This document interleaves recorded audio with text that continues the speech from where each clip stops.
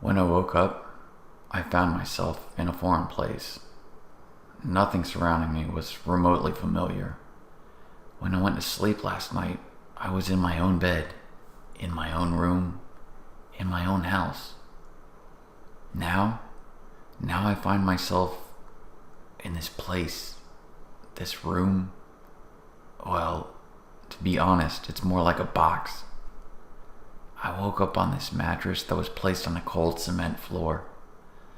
My only light was a candle that was a foot away from the bed. So I grabbed it. I searched for a door, a window, a light switch, anything. I had no such luck. I went back to the bed. I sat down, sat the candle on the floor, and took a moment to think. I don't take any medications, legal or otherwise. I don't drink. When I do, it's on a very rare occasion, limiting myself to one single drink. I'm not a big fan of most alcohols. Don't like the taste, really. But this isn't about my likes or dislikes. I recall muffled voices. I jumped up. I grabbed the candle and made my way to the wall. I placed my ear against it to try to make out the words. Just as muffled as when I was on the bed. I darted over towards the other wall, shielding the flame in order to keep the candle alive. Even against the second wall, it was still the same. The third, as well as the fourth, they were no help. Hey, is somebody out there?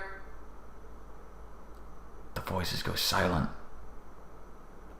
A loud bang on the wall, it startles me. I jump a little and cover my chest to prevent my heart from beating out of it. I know I heard some people talking. At least, I think I heard them. I thought I went to bed in my own house, but woke up in this box. As of right now, it may as well be my coffin. I made my way back towards the mattress and sat down. I placed the candle on the floor and tried to think of something I could do to escape this place. I slouched over and put my head in my hands. Something wet hit the back of my neck. Instantly, I became alert. Before I could wipe the spot dry, another drop hits me, and then another, and another. I jump up, take a step away from the bed, and realize that the candle sizzled as the drops assault it. In the blink of an eye, I pick up the candle, shielding it from being extinguished. I almost feel as if this candle, this life, is my life source. I must protect it at all costs. I don't want to be consumed by complete darkness, to fall into nothingness that is this box. It was maddening. I protect the candles from the dripping, the heat of it, almost unbearable. I start to smell my flesh burning. I try to put it out of mind. For nothing, not even pain, shall I give up on what I must do. No matter how long, no matter what the cost, I will protect it. I drop my hand. I stare off in the distance. A faint shimmering light. I don't even notice. But it stopped. The dripping. I make my way towards the light. Cautious. I have only been surrounded by 4 walls of darkness for some time. Is this just another trick of the mind, like the voices? Or even,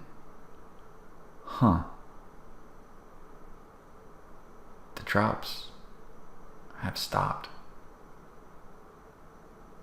As I stop in my tracks, I look at where the drops were falling from. I wonder how high this room is. I can't see the ceiling. I hold the candle up as high as my arm will allow me to reach. It makes no difference though. My eyes can only find more darkness behind the candle. Nothing else. I lower the candle and return my attention. Where did it go? The light, I only had my eyes off of it for a second. No, this can't be happening. I hurried over to where I could remember seeing the sliver of shimmering light. It was gone. My last hope vanished. I dropped down to the floor. I set the candle beside me. I didn't know where to begin my thoughts.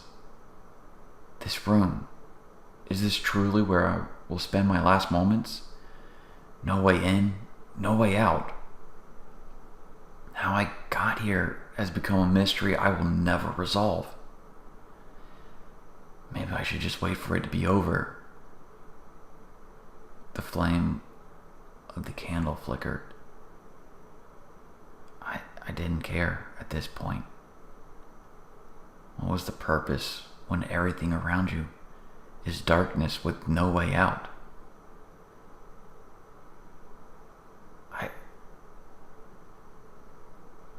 No.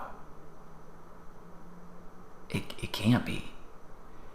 It was faint, but I'm sure of it. There's truly no doubt about it. I know that bark. But how is that possible? I reached for the candle and noticed it was dying out. I tried covering it with my hands and hoped to shield it, to keep it lit. It was useless though. The flame, it fizzled out. The barking again. This time it was closer, clearer, as if it was behind me. My eyes filled with tears. My heart almost sang out loud. I'm surprised it couldn't be heard for miles. He gave off a light that shoved the darkness back. I had so many questions as why he was here, where we were. So many thoughts filled my mind. Before I could open my mouth, he wagged his tail, gave a happy bark, and I swear, he smiled at me. It was good to see you, brother. We have missed you. We have thought so much about you throughout the year of your passing. He barked at me again. I looked at him and knew what he was telling me. He headed back in the direction in which he came from. I didn't question him. I didn't say a word. I simply followed him. It may seem weird, but deep in my gut, I knew this was our dog's ghost, the one we had adopted and lost a year ago. So we walked and walked. It felt as if we had walked for days. Darkness was the only thing that was with us the entire time. I kept staring at him. I couldn't believe that he was here. It felt as if a piece of my heart had come back to me. Oh, I almost didn't notice that he stopped. I had to rebalance myself to keep from toppling over him. I definitely didn't see the door that we were standing in front of, due to being amazed that here he was again, my brother. He turned and barked at me and then looked at the door. I looked over at it. I knew what he wanted me to do. I couldn't believe that we were getting out of here. I owe everything to you, little brother. I smiled and pulled the door open and saw that familiar place. It was a little distorted, but I knew it was my room. I looked back at him. "Let's go home." He laid down and looked me in the eyes. Without saying a word, I understood. I knelt down, reached my hand out. I wasn't sure if I was going to be able to touch him or not. He pushed my hand with his muzzle. "We've missed you so much." He licked my hand and barked at me. I knew what he was telling me. I got up and walked towards the door. Before walking, though, I had to thank him one last time. He was looking into the darkness, hair standing up from his head all the way down his back. He looked back for a second, growled like I'd never seen before, slowly moved back. That's when he did it. He kicked the door. It swung shut, knocking me through. I was then falling. I wondered what was going on with him. What did he see? What? Before I could even finish my thought, it felt as if I had hit the floor. I felt a violent jerk and opened my eyes. My mom, my dad, and even my sister standing around me. "We thought we lost you, son," my dad said, as my mother hugged me tightly. I had tears in my eyes still and told them everything.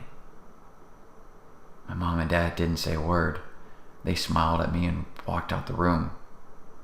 My sister looked at me sitting on the edge of the bed, almost waiting to hear more. I looked at her. Do you think Mom and Dad believe me?" I questioned. She smiled, got up, and walked towards the door. Though, she looked back at me for a second before walking out. Oh God. Her eyes. Was I just seeing things? Or did I actually see her eyes? They changed right before me. Just then, I caught a glimpse of something out of the corner of my eye. I turned my head, and that's when I saw him. My brother. He was home.